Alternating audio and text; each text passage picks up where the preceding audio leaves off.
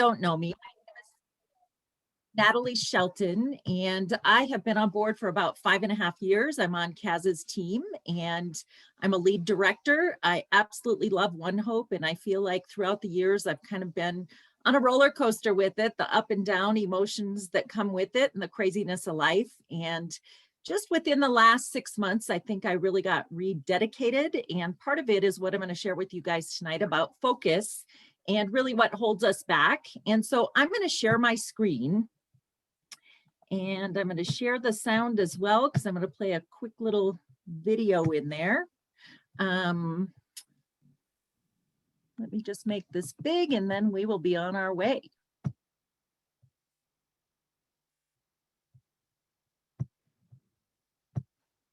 Okay, here we go. So really, I want to talk to you guys a little bit about what our agenda will be in this quick 10-15 minutes. First off is knowing that your time is now, and we're going to talk about how you can get out of your own way. Are you hearing the right voices? Do you get stuck in the procrastination trap? When do you plug into your passion with One Hope? And does your focus get stuck in past failures? And so what I'm going to talk through is a little bit of this, but what I want you guys to look at is, I love this quote: if you're interested, you'll do what's convenient, but if you're committed, you'll do whatever it takes. And that really is the piece of having your why. And I know that today Lori did a thing on your why. And so hopefully this is all going to tie in together. But if you guys look off to the right, there's 10 common things that holds every single person back. I mean, it's not just me, all of us kind of go through this, but it's really your fear of failure and uncertainty. You're not sure you can do what you're called to do, whether it be within One Hope of leadership or, calling on people, whatever it is. You're living without intention. You have short-term thinking. You want something quickly, you want to make a lot of money fast, but you don't know how to get there or how to do it. Your need for instant gratification. So many times people say, I want it yesterday, and if it doesn't happen, they quit. Negative thinking and doubts. A lot of us carry that, whether it be from our past, whatever it is. Procrastination and inaction. And I think when you understand the full definition of procrastination, this will be a really strong piece for you to keep moving forward.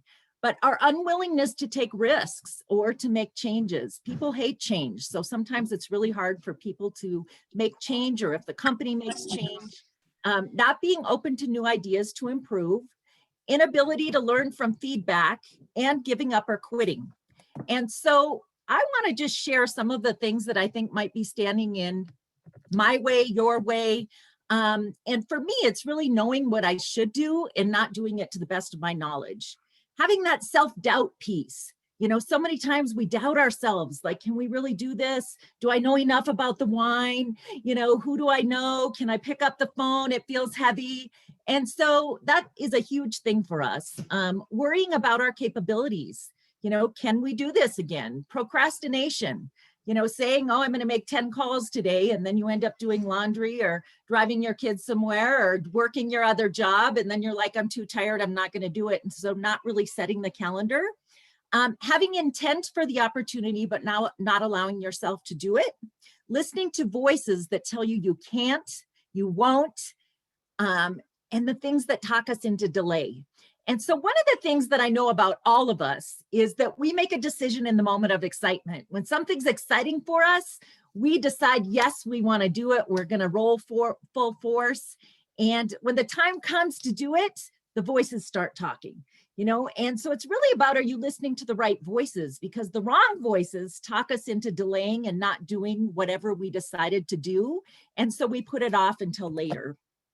So I'm going to play this quick video, and part of where I got a lot of this is from an amazing man who he has his master's degree in adult behavior, and he had shared at one point what procrastination was. This is only about 2.5, 3 minutes, but if you can really understand the cycle of procrastination and what he shares here, I've never heard it shared better, but hopefully this will help you to really get out of that trap. And so give me a thumbs up if you can hear it. I did share the volume, so here we go. Procrastination is a trap. You've been there. You've had opportunities pass you by because you procrastinate over and over again. It happens to all of us. The word procrastination in Latin means to put off until tomorrow. In Greek, however, the word akrasia, procrastination, means to do something against your better judgment. The truth is that giving into procrastination is not a matter of will. Giving into procrastination, research will tell us, is in fact an emotion regulation problem, not a time management problem. In a 2013 research study, two British professors brought together the collective research done over years on procrastination. And included one very significant finding, that the way to overcome procrastination is not to find more self-will, but rather learning to deal with our immediate negative moods. Here's what they found. When we begin a certain task at hand, emotions will surface associated with that task. Let's just say that you set a goal to lose that extra coronavirus weight that you've gathered over the last few months, and that involves diet and, most importantly, exercise. So when it comes time to exercise early in the morning and that alarm goes off, immediately you think about exercise and the associated weight that you need to lose. Along with the thought of the weight you need to lose comes all of the emotion. Your brain unconsciously immediately gives you all the emotion associated with that thing. Oh, you're not happy with your body image. Oh, you're heavier than other people. Oh, you're not as good as you. Oh, you look bad in the mirror. Oh, you haven't exercised like you should have in the past. Oh, you procrastinated. Oh, you haven't done this. And all of a sudden, the negative emotion associated with that thing floods your feelings of going out to exercise that day. And the associated feelings of stress and insecurity and self-esteem and self-doubt take over your present mood. Then your body, yourself, has this need to find immediate relief from that short-term emotion. So what do? You give in to the voices that are saying, you should go back to bed, you can do this later. Oh, you should go do something else. And oftentimes when we go to do something else, we choose something that doesn't have that stress, insecurity, or self-esteem or lack of self-esteem associated with it. Like we go to Facebook and we find happy things to read. And we find this short-term immediate relief from those negative feelings. Then by putting off that action, unfortunately, the next time we're faced with it, the next morning when the alarm goes off, we think about how we procrastinated yesterday and we felt guilty about it all day, and there's even more negativity associated with it. And all of a sudden, you're in this long-term trap.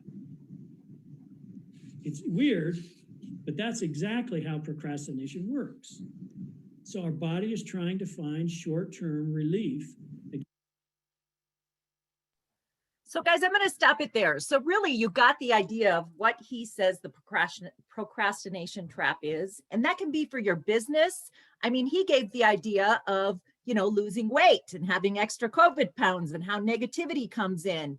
That happens with business too. And that can be the wrong things that you're listening to in your head. Procrastination. And so what I want you guys to look at on this screen is really the definition of procrastination. One, the action of being delayed in what you're doing, but then think about all of the positive things that can be the opposite of procrastination. So really taking on trust and having faith in what you do and being decisive with your, decisions that you're making, and, having that determination and being exact about what you're going to do.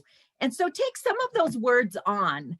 But I want to talk to you guys about the right voice. So many times we listen to that wrong voice that he was talking about that comes into our head, and it'll say you can't do it, you're too tired. I gave an example, which he had too, when I heard him speak about people that are runners. And when you want to get up and you have this plan, you've printed your whole printout of how you're going to train for a half marathon, and you have the days you're going to run, and all of a sudden you're laying in bed, your alarm goes off. The first couple days you're great, you get up at 6, you go do your run. The third day comes and it's raining out, and the little voices start talking. Wow, you're going to get wet, it's raining, you better not go for a run, you can go later, maybe you could just do a mile now, do 5 miles later, and then you can hit your 6. And what happens is those voices need to be shut down because those are not the right voices. So how do you know if you're hearing the right voice? And the right voices are something that's going to push you forward. So once you've made a commitment and you decide to do something, there is no voting. And so when your voices start talking, you can even yell out loud, guess what? It's not a voting day today. I've made a commitment. I have my schedule. I'm running my 6 miles, rain or shine, and you can't vote. And then you get up and go. And so the biggest thing is to really stick with the decision that you've made and continue moving forward and knowing that you're hearing the right voices so that they get you on a track where you're supposed to finish the line, get to the finish line and have success. And so one of the things Lori talked about with your why, and part of your why is really having passion for something that you're doing, like that feeling of strong or constant regard that you want to just dedicate all your time, energy to. And so you really have to get clear about what drives you. And when I'm saying that, what drives you in your One Hope business? I mean, you got to think about the what, the how, and the why. What does your business and you being a part of One Hope do for other people? What does that do for them that lights you up, that gives you energy to want to continue to move forward? And how does it improve your life? How is your life improved by doing One Hope? Is it that you're meeting new people, that you have a little bit of an extra income, that you get to get away from your kids and go share some wine with people? I mean, what is it? Really think about that how. And then the third thing is why. Why do you do what you do? What gets you, wanting to go do another phone call or pick up and talk to somebody about hosting? What is that? Think about why you do that. Why do you do that? Do you like it? Do you like to socially interact with others? Does it get you out of your comfort zone and you're trying to grow with your self-worth? What is that? So you really have to find and feel something about your engagement with One Hope, and that's where your why is going to be strong. And so in saying that, for me, it really is, the give back piece. I wasn't connected so much to the money piece. I mean, yes, it's nice to get a paycheck, but for me, it was all about the give back. And I share with people, it's because I grew up with a homeless dad. I grew up very, very poor. I have a huge heart for give back. And I love to connect with others. People that know me know that I am a huge connector. I love to connect with others. I love to connect others to other people. I love to share. I love to see people succeed. So when somebody comes on my team, I'm like, wow, how can I help you? And so that's been kind of the strength for me in finding out what my why is. One of the things I want to ask you guys is think about what teams do at halftime. When there is a NFL team and they go to halftime, what do you think they're doing? What does a team do at halftime? What they're doing is they're talking about how they can move forward and press on, because what's happened in that first half is done. So they're moving forward to say, what, did we learn? How are we going to move forward to score? What is it that we're going to do to take on the second half of the game? And so the first half is complete. And so it's really a new beginning. So the thing I want to share with you guys is ending of the first half is thinking about what's done is done. You can't redo that. They can't redo what they did in the first half. And so it's redesigning for a new beginning. So that's what they're doing. So in your businesses, I want you to think about that. Maybe you said, wow, I was going to be a director by June. And guess what? You're not there yet. So what? That's in your past now. That is in your, everybody has the opportunity to be blessed to be at halftime every single day. And so today you're at halftime. So guess what? That happened. So what? And how are you going to redesign your new beginning? And so you really need to keep that top of mind when you're doing One Hope, because One Hope is an emotional business. Most direct sales is. One day you're going to have a great day. The next day it's going to be like, oh no. And so really, how can you be the change in what I'm sharing with you guys? And it really is letting go of your past failures. So what? That happened. So what? Move forward and not let that just dig into who you are. Think about your future and how you're moving forward with what excites you about doing One Hope, and really give up the procrastination piece. Now that you guys saw how it's a cycle, get rid of all of that negative thought and try to move forward in a positive space with giving yourself grace and compassion. You know, you really can break that guilt and feelings of the past by letting go.